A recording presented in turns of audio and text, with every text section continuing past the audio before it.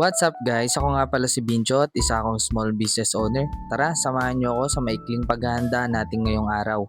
Alas 10 na nga ako ng umaga nagising dahil napuyat ako sa pagpapakulo ng pang-pork sisig natin. At pagkagising ko, humigop na ako ng mainit na kape at pagkatapos ay hiniwa at tinimplahan ko na yung binili kong manok sa palengke. Isinunod ko na nga rin palang isa lang sa air fryer yung pinakuluan kong baboy kagabi. Malaking bagay nga rin pala yung air fryer dahil nakakatulong to sa pagpapakrispy at nababawasan niya yung mantika ng taba. At after nito, naligo na nga pala ako at dumiretso na kami sa pwesto. Hindi ko na nga pala na-record yung pagsisetup at paglilinis namin dahil lang mamadali kami. Ito nga pala yung huli kong ginagawa. Isa lang sa deep fryer yung baboy natin. At pagkatapos nito, okay na ang lahat.